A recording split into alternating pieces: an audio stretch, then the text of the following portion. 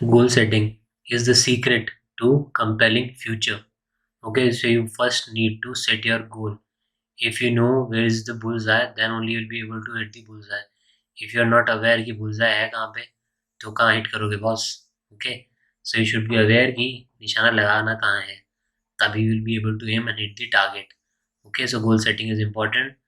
So let's start with our polity. We are already done with multiple videos. हम लोग कर रहे हैं polity. Okay, ये हमने काफ़ी वीडियोस हमने ऑलरेडी कर ली हैं जिसमें हमने प्रीएम्बल देखा, देन अबाउट द कॉन्स्टिट्यूशन देखा हमने, डिफरेंट पार्ट्स और उनके सब्जेक्ट्स जो कि हमारे लिए इम्पोर्टेंट हैं। साथ ही हमने शेड्यूल देखा कि शेड्यूल कौन कौन से हैं 12, उसमें क्या क्या सब्जेक्ट्स हैं, क्या उसमें होता है, वो इम्पोर्टेंट चार्टर एक्ट जो आए हैं, council act, government of India act, वो सब हमने किया, और कुछ important Poona pact, Commonwealth award, इस तरीके की चीज़ें हम करके यहाँ तक पहुँचे। ओके, इम्पोर्टेंट अमेंडमेंट्स हमने कुछ देखे, इम्पोर्टेंट आर्टिकल्स देखे, ठीक है। So you can watch all those videos, these videos are very very important for your exam. हम यहाँ कर रहे हैं पॉलिटी जिद्दी बैच में।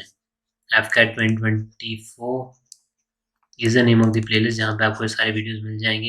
इंग्लिश की अलग से भी प्लेलिस्ट है, इडियम एंड फ्रेजेस, और इसमें भी कुछ वीडियो एडेड होंगे, वरना इंग्लिश इडियम एंड फ्रेजेस, इस पे आप जाओगे तो आपको मिल जाएगा easily. Okay, then if you need this picture तो आपको मिल जाएगा टेलीग्राम चैनल पे। शेड्यूल्स हमने किए थे एक ही वीक में, सारे शेड्यूल्स और उनके बारे में इंपॉर्टेंट डिटेल्स अवेलेबल हैं टेलीग्राम चैनल EDUASTRA, यहाँ पे भी दिया हुआ है। साथ ही कॉन्स्टिट्यूशन का भी हमने डिटेल में भी देखा था, साथ ही इसकी भी इमेज जिसमें सारे सब्जेक्ट्स दिए हुए हैं, और साथ में कौन सा उनका पार्ट है, as you can see left hand side में। तो इसी तरीके से इसका इमेज भी आपको मिल जाएगा ऑन द टेलीग्राम चैनल, और you can use the WhatsApp number sir, जहाँ पे आप आके पूछ सकते हैं। साथ ही करंट अफेयर्स का मैगजीन इज ऑल्सो लाइव, जिसमें ब्रह्मास्त्र, क्योंकि आपका पूरा करंट अफेयर्स कर देगा कवर एक साल का, जिसमें आपका स्पोर्ट्स वगैरह जो इंपॉर्टेंट चीज़ें चाहिए एग्जाम क्लियर करने में, सब हो जाएगा। National international sports, defence, important appointments, who died, important dates, everything in and out. You can have a look. WhatsApp number add में भी आ रहा होगा, उसमें आप कर सकते हैं, टेलीग्राम पे आप कॉन्टैक्ट कर सकते हैं। Now without wasting any time, let's continue with our fundamental rights.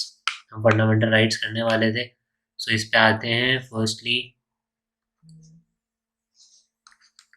है किसमें, ये पार्ट हमने देखा था, so part 3 of the Indian constitution, जिसमें है पार्ट 4 में क्या है, DPSP, एंड पार्ट 4A में fundamental duties.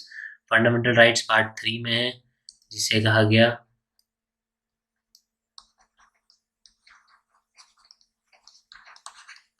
Magna carta of India. Okay, fundamental rights हमने बोरो कहाँ से किए थे, सो US, यूनाइटेड स्टेट्स से हमने बोरो किए थे फंडामेंटल ड्यूटीज, रशिया और USSR। ओके, सो एक इम्पॉर्टेंट राइट्स हैं, इस पे हम आते हैं। साथ ही एक जो इम्पॉर्टेंट राइट जिसकी हमने पहले भी बात की थी, that is right to property 19(1)(f), वो अब नहीं है यहाँ पे फंडामेंटल राइट, वो पहुँच गया है लीगल राइट। पार्ट आप बताना, हमने पार्ट जब किया था उसमें हमने डिस्कस किया था कि क्वेश्चन पहले भी आया है।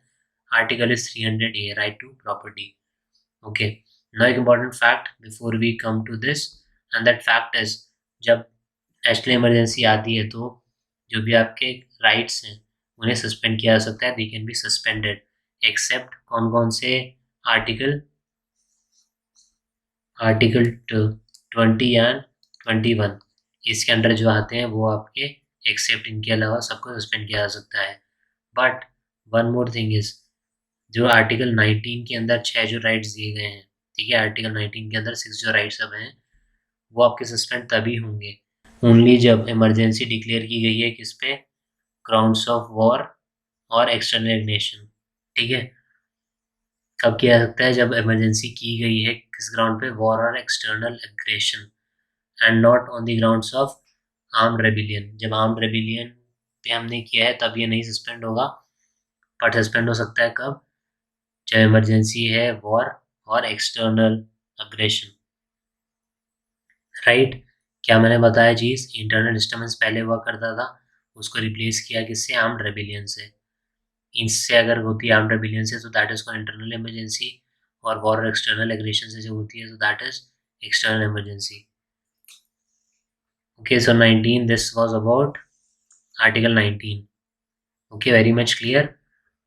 आर्टिकल 19 नहीं सस्पेंड होगा जब आर्म्ड रेबिलियन पे हो रही है, यानी कि इंटरनल है emergency, national emergency. Okay, war और आर्म्ड रेबिलियन पे हो रही है तब की जा सकती है।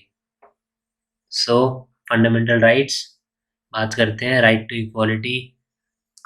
इसमें अब आपको आर्टिकल नंबर याद रखना ज़रूरी है, ठीक है। तो इधर यू कैन जस्ट रिमेंबर जो नंबर्स हैं और ये अलग से याद कर लो कौन कौन से राइट है। 14 से 18, 19 से 22, 23 से 24, 25, 28, 29, 30, 32 से 35 और अकेला 32। That is it. Right to equality, right to freedom, right against exploitation, right to freedom of religion, culture and education right, and right क्या, राइट टू कॉन्स्टिट्यूशनल रेमेडीज। बहुत बहुत इंपॉर्टेंट, ठीक है। Equality, freedom, against exploitation. पहले हम बात कर रहे हैं इक्वालिटी की, फिर बात कर रहे हैं फ्रीडम, फिर एक्सप्लॉयटेशन के अगेंस्ट आने की, फिर रिलीजन, ठीक है, right to freedom of religion. फिर हम बात कर रहे हैं एजुकेशन की, कल्चरल एंड एजुकेशन राइट्स, और फिर कॉन्स्टिट्यूशनल रेमेडीज।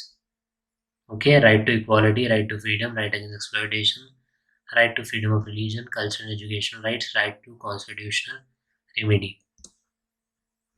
अब एक एक करके देखते हैं थोड़ा सा। Right to equality, 14 is equal protection of law and equality before law. अब आपको लग रहा अगर इससे नहीं आएंगे तो ये वाले आर्टिकल्स इंपॉर्टेंट हैं। आर्टिकल 15 एज इट इज पहले दिया था। Article 15 is prohibition of discrimination on grounds of reason, caste, sex, place of birth और रेस। ठीक है, किसके बेसिस पर प्रोहिबिट करना डिस्क्रिमिनेशन को, religion, caste, sex, place of birth और race. Article 15। 14 is equality before law, equal protection of law. 16 equality of opportunity in terms of public employment. Article 16. 17 is abolition of untouchability and prohibition of its practice. 18 abolition of titles except military and academic. Then your article 19 जो कि बहुत बहुत important है, ये क्या करता है, protection of 6 rights देता है रिगार्डिंग फ्रीडम ऑफ क्या क्या, speech and expression, assembly, association, movement, residence and profession. ठीक है, नाउ याद कैसे किया जा सकता है।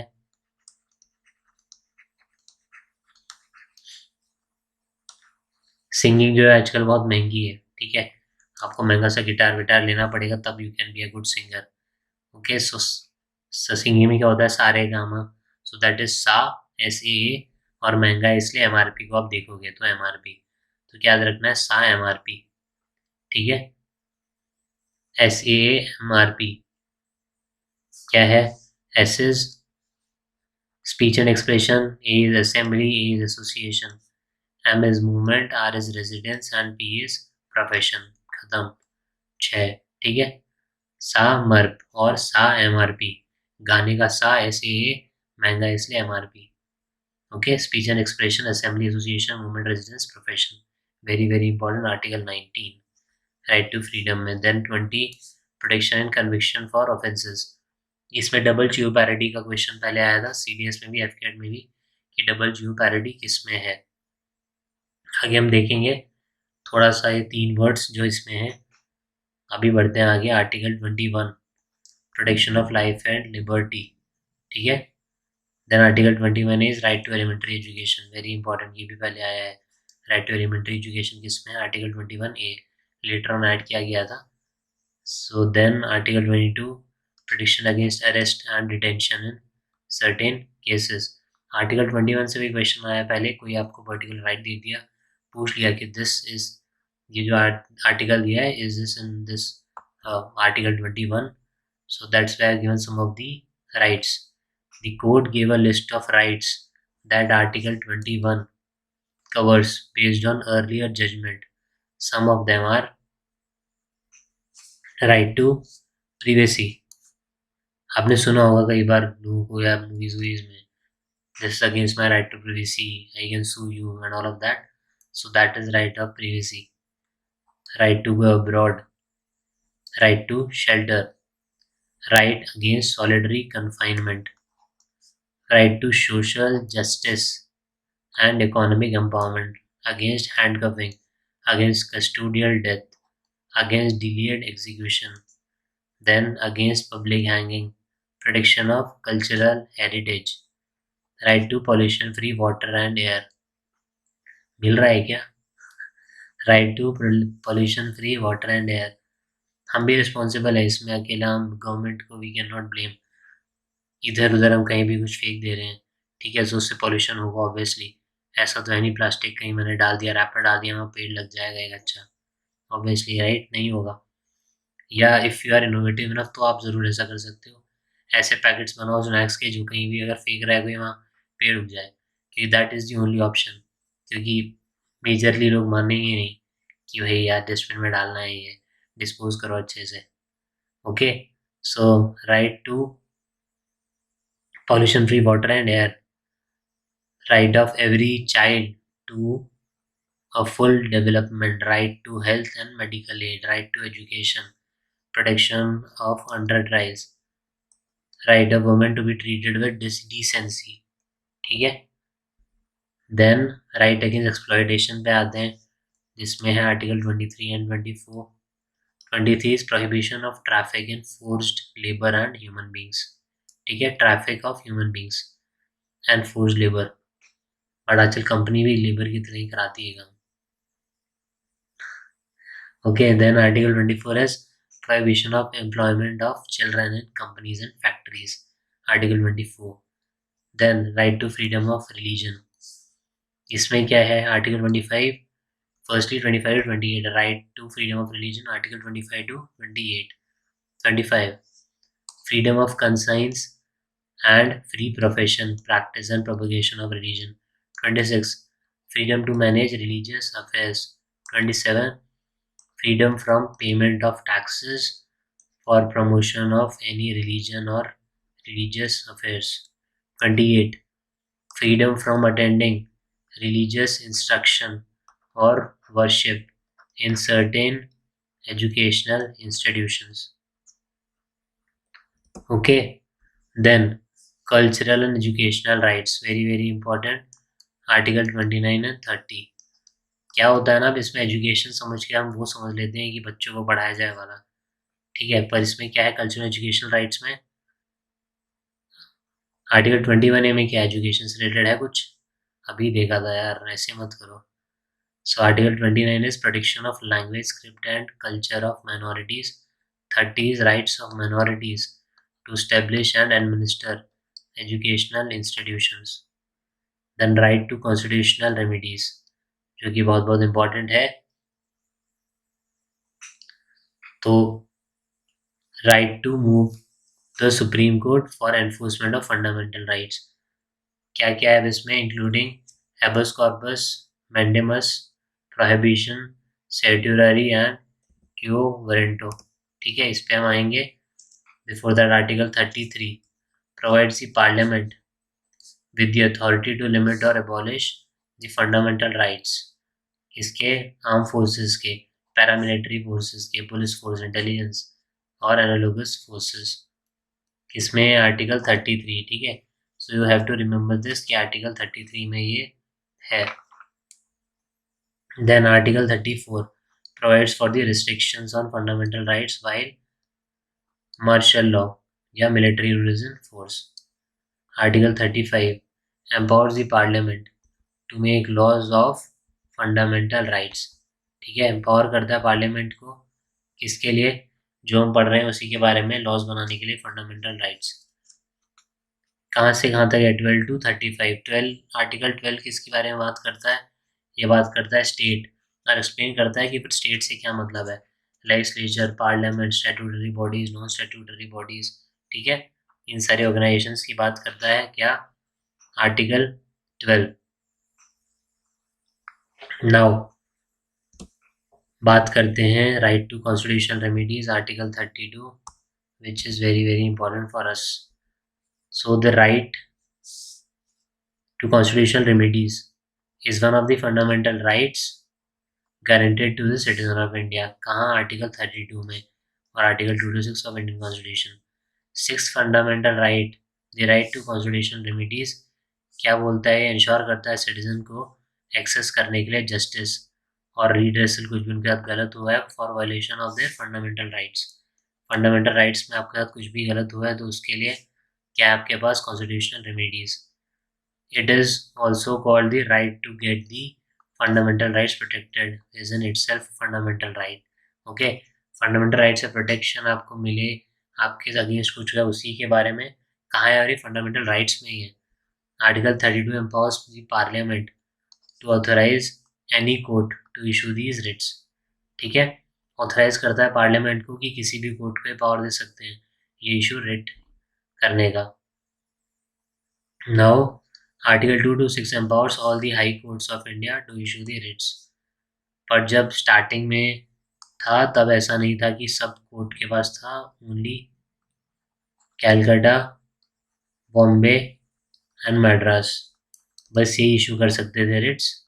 ठीक है, Calcutta, Bombay, Madras.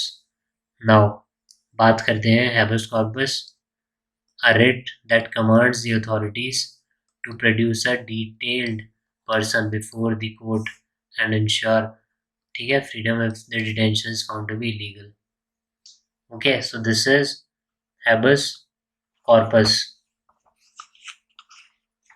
Then mandamus. Mandamus का वैसे क्या मतलब होता है? This simply means to command. ठीक है, a writ that orders a public official or authority to perform a specific duty that are legally guaranteed to do but have not fulfilled. Okay, so this is what your mandamus. Mandamus का वैसे मतलब भी command. Okay, and habeas corpus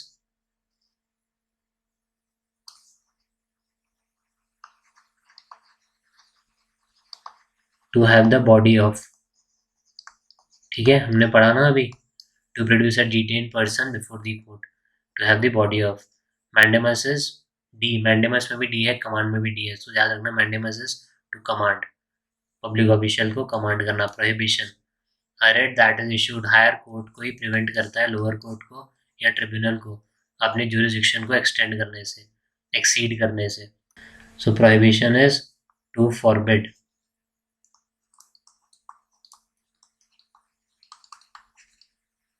certiorari, to be certified, मतलब एक higher court to quash the decision of a lower court or tribunal if it is found to be beyond its jurisdiction or against the principle of natural justice. या तो उसकी jurisdiction में हो, natural justice में नहीं हो, तो क्या होता है certiorari में? to be certified या फिर inform करना. तो जैसे कि prohibition है, prohibition क्या करता है? मैंने जो बताया अभी, रोक देता है. सेम वेज ये क्या करता है certiorari? ये ऐसा नहीं है कि ओनली प्रिवेंटिव है, ये क्यूरेटिव है. ठीक है, चीज़ों को कर भी रहा है आगे. Okay, so this is the difference between certiorari and prohibition. Then quo warranto. Quo warranto किससे याद रख सकते हो आप? Firstly by what authority and Q U O नहीं, आप याद रखने से के वाई यू, क्यों, हिंदी वाला. क्यू वारंटो मतलब क्यों भाई. A writ that challenges the right of or authority of a person holding a public office to inquire into the legality of their appointment. उनकी लीगैलिटी जाना किसके? उनके अपॉइंटमेंट में, कि वो सही है, फेयर मीन्स से हुआ है, तो क्यों भाई. ठीक है, तो क्यों भाई इज पूछना. So that is our quo warranto. Now let's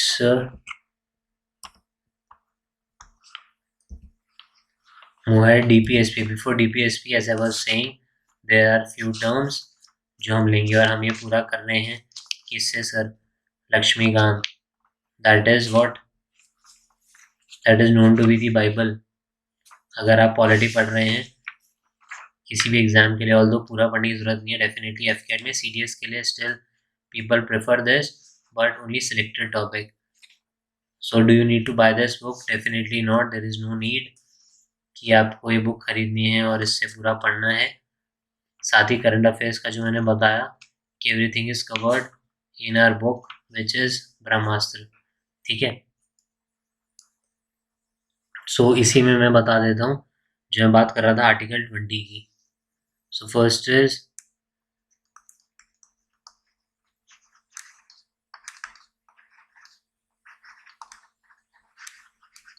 no double jeopardy, then no ex post facto law. Double jeopardy क्या है? डबल jeopardy मतलब एक ही आपने जो कमिट किया कुछ क्राइम, उसी के लिए आपको one more than once punish नहीं किया जा सकता। ठीक है, no person shall be prosecuted और punished for the same offence more than once. किसमें है? Article 20। Then lastly is no self incrimination. ठीक है, अगर आपको अक्यूज किया गया किसी चीज के लिए, किसी ऑफेंस के लिए, तो आपको ही नहीं बोला जा सकता कि भाई अपने अगेंस्ट दो, अपने अगेंस्ट बोलो, अपने अगेंस्ट विटनेस बनो। Okay, so that is no self incrimination. No double jeopardy मतलब सेम के लिए, सेम कमिट के लिए, जो अपने क्राइम कमिट किया उसके लिए मोर देन वंस आपको पनिश नहीं किया जा सकता। Then no ex post facto मतलब convicted of any offence except for violation of law and force at the time of the commission of the act. अब ऐसा नहीं है आपने कुछ क्राइम किया था, अभी तो उसके लिए कुछ नहीं था, पर आज से 10 साल बाद कुछ बोल देते हैं कि भाई जिसने वो चीज़ की है उसको कम कुछ पनिश किया जाएगा, फिर आपके पास आ जाए कि आपने 10 साल पहले किया था। Okay, so that is not going to happen. Subjected to a penalty greater than the prescribed by the law and force at the time of the commission of act. और सपोज मैंने कुछ क्राइम अभी किया है, अभी उसमें penalty है कुछ कि आपको भाई 50,000 देना है अगर आपने ये गलत किया है। ठीक है, अभी के टाइम 50,000 है, पर अब से 25 साल बाद हो गया 50 लाख। तो मेरे को बोल दिया भैया उस टाइम आपने किया था 50 लाख दो, नहीं होगा। क्यों? अभी के टाइम पे लॉ क्या कहता है? 50,000। सो दैट इज जो अभी के टाइम पे जब मैंने कमिट किया क्राइम, तब के टाइम पे जो भी पेनल्टी है दैट आई हैव टू पे, या जो भी है suffer with it. Okay, so that is no ex post facto, no self incrimination, no double jeopardy. समझा मैंने ऐसे दिया, रिटर्न ऑब्वियसली नहीं है कि आपको लिखना हो। एसएसबी में this is going to be helpful. जो चीज़ आपको याद रखनी है वो ये कहाँ पे है, दैट इज आर्टिकल 20। किसकी बात कर रहा हूँ मैं? No double jeopardy, no ex post facto and no self incrimination. ठीक है, इनकी बात कर रहा हूँ। वापस habeas corpus to have the body of. ठीक है, कमांड करना to have the body of. Mandamus D, mandamus में भी डी, कमांड में भी डी। कमांड करना कुछ, ठीक है, कि स्पेसिफिक ड्यूटी करो किसी ऑफिशियल को। प्रोहिबिशन रोक देना काम, किसी को बोला कि भैया आप तो एक्सीड कर रहे हो अपनी लिमिट को, ट्राइब्यूनल या लोअर कोर्ट को, हायर कोर्ट ने बोला आप रुक जाओ, to forbid. Certiorari to be certified मतलब ये क्यूरेटिव है, ये बताता है कि भाई ये करना है। ओके, जुरिस्डिक्शन और against the principle of natural justice. ठीक है, एंड डिफरेंस बताया था मैंने प्रोहिबिशन सर्ड्यूररी के बारे में। देन क्यू वारंटो हमने बात की थी, क्यों भाई, के वाई यू वाला क्यों भाई, बाय व्हाट अथॉरिटी। ठीक है, पब्लिक ऑफिस को बोलना कि भाई कैसे आप यहाँ पे पोजीशन या होल्ड कर रहे हो। Okay, so this is it about the constitutional remedies. Next में will start with the DPSPs, बहुत बहुत इंपॉर्टेंट टॉपिक। तीन में डिवाइड होता है, सोशलिस्ट, गांधीयन, लिबरल, इंटेलेक्चुअल। इस पे चलेंगे हम नेक्स्ट में। And that's it for today, stay tuned.